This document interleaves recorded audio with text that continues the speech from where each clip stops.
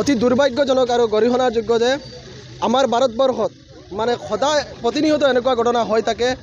আমাৰ ভাৰত চৰকাৰে এনেকুৱা এটা আইন এনেকুৱা এটা ব্যৱস্থা ল'ব লাগে যাতে এইটোৱেই শেষ ঘটনা হয় আৰু ভৱিষ্যতে কোনো ঘটনা নহয়। ভাৰত চৰকাৰে বেলেগ দেশৰ নিৰাপত্তাৰ কাৰণে আইন আনিব পাৰে আৰু আমাৰ দেশৰ মহিলাসকলৰ বাবে কিয় আইন আনিব নোৱাৰে।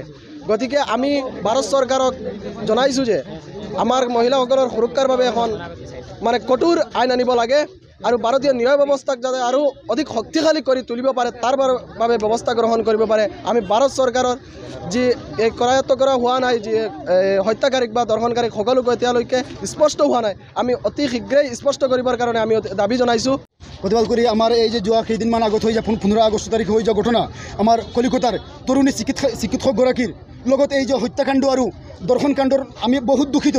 তেওঁৰ আত্মাৰ চিৰশান্তি আমি কামনা কৰিছোঁ আৰু হত্যাকাৰী আৰু দৰ্শনকাৰীক অতি শীঘ্ৰে ফাঁচীকুৰাত ওলাব লাগে, সেই দাবীত আমি হাজী আনফৰ আলী মহাবিদ্যালয়ৰ সমূহ ছাত্ৰ ছাত্ৰী ওলাই আহিছোঁ। ভাৰত চৰকাৰে কি ন্যায় দি আছে এতিয়ালৈকে, আজি ইমান দিন হৈ আছে, কোনো এতিয়া কোনো ইনভেষ্টিগেট কৰা নাই, কোনো এতিয়ালৈকে ফাঁচী দৰ্শনকাৰীক এতিয়ালৈকেও কবলত আনিব পৰা নাই। কি এইটো আমাৰ দাবী লাগিবই। যদি এই দাবী নামানে আমি অনাগত দিনত আৰু ভয়ংকৰ প্ৰতিবাদী কাৰ্যসূচী আগবাঢ়িম বুলি আমি আশা ৰাখিছোঁ সমূহ ছাত্ৰ ছাত্ৰী ওলাই আহি। লগত হৈ যোৱা ঘটনাটো আজি 5 দিন 6 দিন পাৰ হৈছে। আমাৰ ভাৰত চৰকাৰে ইয়াৰ বিৰুদ্ধে কোনো পদক্ষেপ লোৱা নাই। সেইকাৰণে আমি ডবকা হাজী আনফৰ আলী মহাবিদ্যালয়ৰ সকলো ছাত্ৰ ছাত্ৰী একগোট হৈ প্ৰতিবাদৰ কাৰণে ওলাই আহিছোঁ। আমাৰ ন্যায় লাগে, আমাৰ সকলোৰে দাবী, আমাক ন্যায় লাগে, আমাক ন্যায় দিব লাগে। পালিকা সংশোধন কৰি হ'লেও আমাৰ ন্যায় ব্যৱস্থাটো আনিব লাগে, এইটোৱে আমাৰ সকলোৰে দাবী।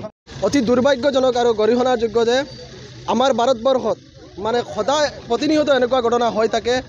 আমাৰ ভাৰত চৰকাৰে এনেকুৱা এটা আইন এনেকুৱা এটা ব্যৱস্থা ল'ব লাগে যাতে এইটোৱেই শেষ ঘটনা হয় আৰু ভৱিষ্যতে কোনো ঘটনা নহয়। ভাৰত চৰকাৰে বেলেগ দেশৰ নিৰাপত্তাৰ কাৰণে আইন আনিব পাৰে আৰু আমাৰ দেশৰ মহিলাসকলৰ বাবে কিয় আইন আনিব নোৱাৰে। গতিকে আমি ভাৰত চৰকাৰক জনাইছোঁ যে আমাৰ মহিলাসকলৰ সুৰক্ষাৰ বাবে এখন মানে কঠোৰ আইন আনিব লাগে আৰু ভাৰতীয় ন্যায় ব্যৱস্থাক যাতে আৰু অধিক শক্তিশালী কৰি তুলিব পাৰে তাৰ বাবে ব্যৱস্থা গ্ৰহণ কৰিব পাৰে। আমি ভাৰত চৰকাৰৰ যি এই কৰায়ত্ব কৰা হোৱা নাই, যি হত্যাকাৰীক বা দৰ্শনকাৰীক সকলোকে এতিয়ালৈকে স্পষ্ট হোৱা নাই, আমি অতি শীঘ্ৰেই স্পষ্ট কৰিবৰ কাৰণে আমি দাবী জনাইছোঁ।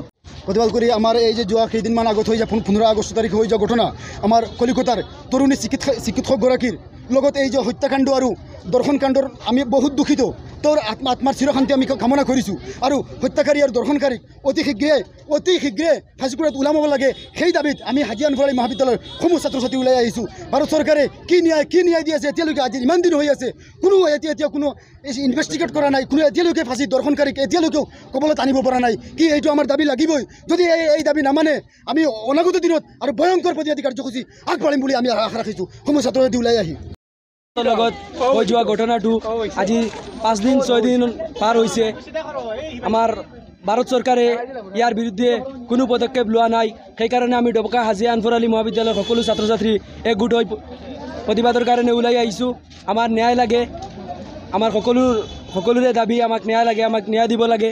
পালিকা সংশোধন কৰি হ'লেও আমাৰ ন্যায় ব্যৱস্থাটো আনিব লাগে, এইটোৱে আমাৰ সকলোৰে দাবী।